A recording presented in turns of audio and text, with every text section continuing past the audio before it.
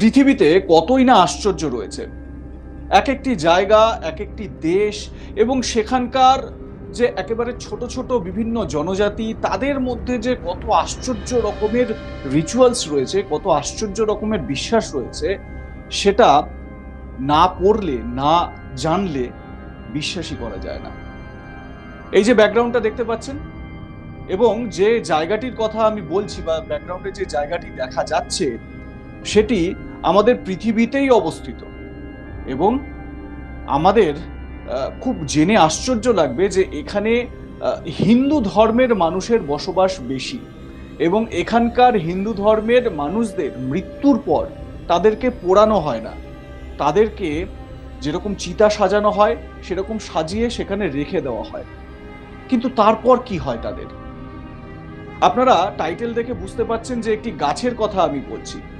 কি এমন গাছ, কি এমন তার ম্যাজিক্যাল পাওয়ার যে এই গাছটি সমস্ত দুর্গন্ধ, রস কষ সব শুষে নেয়? মানে মানুষের মৃত্যুর পর সাধারণত সনাতন হিন্দু ধর্মের মানুষ যারা, তাদেরকে তো পুড়িয়ে দেওয়া হয় এবং পরলৌকিক ক্রিয়া সম্পন্ন করা হয়। কিন্তু এখানকার যে রীতি রেওয়াজ রয়েছে, সেখানে কিন্তু হিন্দু ধর্মের মানুষদের পোড়ানো হয় না। আগে হ্যাঁ, আজকের ভিডিও এরকমই ইন্টারেস্টিং একটি বিষয় আপনাদের সামনে নিয়ে এসেছি। পুরো ভিডিওটি স্কিপ না করে শেষ পর্যন্ত দেখবেন, দারুণ ইন্টারেস্টিং ফ্যাক্টস আপনারা পেতে পারবেন এই ভিডিও থেকে। এবারে আসি আজকের সেই ম্যাজিক্যাল ট্রির কথায়। কোথায় রয়েছে এমন গাছ? আমি যেরকম শুরুতেই বললাম যে আমাদের পৃথিবীতে এমন প্রচুর দেশ রয়েছে, সেখানে নানান রকমের আশ্চর্য আশ্চর্য সব রীতি রয়েছে।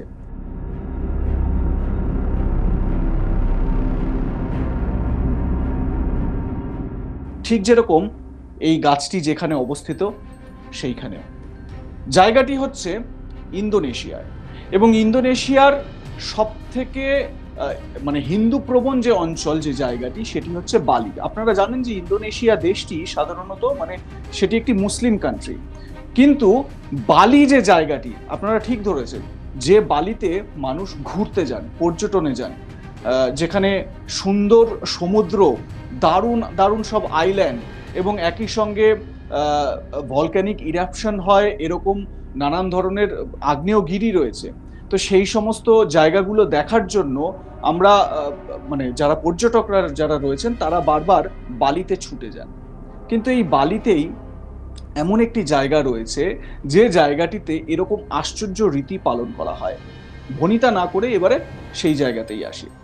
আপনারা এই ব্যাকগ্রাউন্ডের ছবিতে দেখতে পাচ্ছেন যে কতগুলো চিতা সাজানো রয়েছে এবং এই চিতাগুলোতে মানুষের মৃত্যুর পর তাদেরকে সেখানে রেখে দেওয়া হয়, তাদেরকে পোড়ানো হয় না। আমি আগেই বলেছিলাম যে এখানকার মানে বালির, আমি বলছি উত্তর পূর্ব অঞ্চলের একটি আইল্যান্ডের কথা।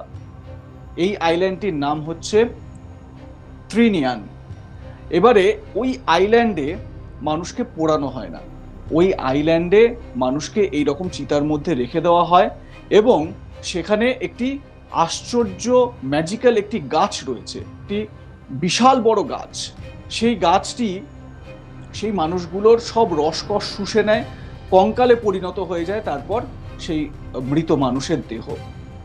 কিন্তু আশ্চর্য, সেখান থেকে এক ফোঁটা গন্ধ বেরোয় না। ওই শ্মশানে যদি কেউ যান, তাহলে সেখান থেকে কোনো রকম গন্ধের তারা লেশমাত্র পাবেন না। তার কারণ সেই গন্ধটাও শুষে নেয় গাছটি।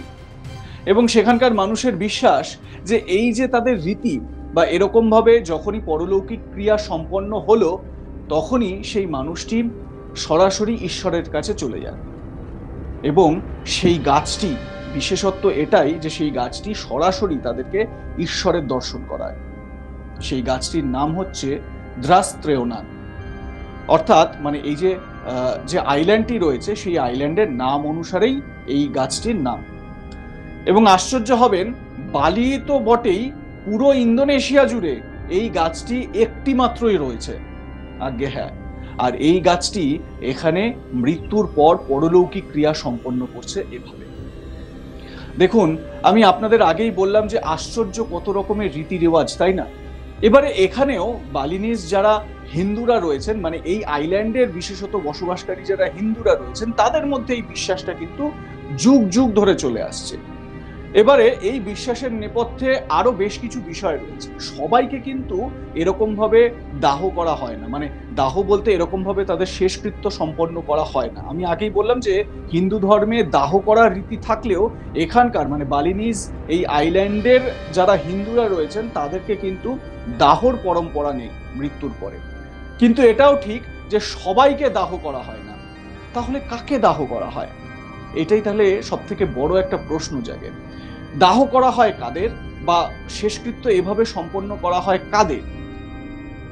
দেখুন, যারা যে সমস্ত মানুষের দুর্ঘটনায় মৃত্যু হয়েছে, বা কোনো মানুষ যদি কেউ নিজের প্রাণ নিজেই নিয়ে থাকেন, নিজেকে শেষ করে থাকেন, নিজের চরম পরিণতি ডেকে আনেন, তাহলে সেই রকম মানুষদের এখানে কোনো রকম ভাবে শেষকৃত্য সম্পন্ন হয় না। বা এমন কোনো মানুষ যিনি ধরুন গাড়ি চালাতে গিয়ে দুর্ঘটনাগ্রস্ত হয়ে তার মৃত্যু হয়েছে, বা এমন কোনো মানুষ যে মানুষ ওই আইল্যান্ডে ধরুন বোট চালাচ্ছেন, সেই বোট চালাতে গিয়ে তিনি নৌকাডুবি হয়ে তার মৃত্যু হলো, সেই রকম মানুষেরও কিন্তু এখানে শেষকৃত্য সম্পন্ন হয় না। আমি যেরকম আগেই বললাম যে বেশ কিছু রীতি রিওয়াজ রয়েছে যেগুলো আশ্চর্যও বটে। তাহলে কাদেরকে এখানে শেষকৃত্য করা হয়? শেষকৃত্য তাদেরকেই করা হয় যারা নর্মাল ডেথ হয়েছে, যাদের মানে কোনো রকম অস্বাভাবিকভাবে যাদের কোনো মৃত্যু হয়নি। এবং আরো একটি ইন্টারেস্টিং বিষয় হচ্ছে যে সমস্ত মানুষের যে সমস্ত মানুষের বিয়ে হয়ে গিয়েছে, মানে বিবাহিত নারী পুরুষ, তাদেরকেই এখানে এরকম ভাবে শেষকৃত্য সম্পন্ন করা হয়।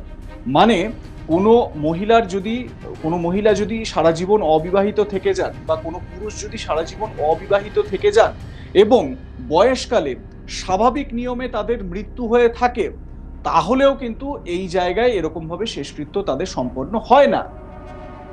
ইন্টারেস্টিং না? আমি প্রথমেই বলেছিলাম দারুণ সব ইন্টারেস্টিং ফ্যাক্টস আপনারা জানতে পারবেন এই ভিডিও থেকে। এবং এখানে নিয়ম হচ্ছে যে বিবাহিত পুরুষ বা বিবাহিত কোনো মহিলা, তাদেরকেই এরকম ভাবে তাদের রেখে দেওয়া হবে শেষকৃত্য সম্পন্ন হওয়ার জন্য। এবং এখানে দাহ করা হয় না, আমি আগেই বললাম। এবং রেখে দেওয়া হয় তাদের দেহটি। সব দেহটি আস্তে আস্তে দিন যেতে যেতে যেতে যেতে সেই সব দেহটি থেকে কঙ্কাল বেরিয়ে আসে, এবং সেই কঙ্কালের থেকে সব রসকস সব নাকি এই যে দাস্ত্রেয়না যে গাছটির কথা বললাম, সেই গাছটি সব শুষে নেয়। এমনকি কোনো রকম দুর্গন্ধও পাওয়া যায় না। ভিউয়ার্স, আজকের ভিডিওটি আপনাদের কেমন লাগলো জানাতে ভুলবেন না, লাইক কমেন্ট শেয়ার করতে ভুলবেন না, সাবস্ক্রাইব করে নিন যদি নতুন হয়ে থাকেন চ্যানেলে, এবং অবশ্যই বেল আইকন হিট করবেন এই ধরনের নোটিফিকেশন পাওয়ার জন্য। একই সঙ্গে আজ তাক বাংলার হোয়াটসঅ্যাপ চ্যানেল ফলো করুন, তাহলে একই জায়গায় বিভিন্ন খবরের কন্টেন্ট আপনারা পেতে পারবেন, আর এই ধরনের বিশেষত শিক্ষামূলক বিভিন্ন কন্টেন্টও আপনাদের কাছে পৌঁছে যাবে।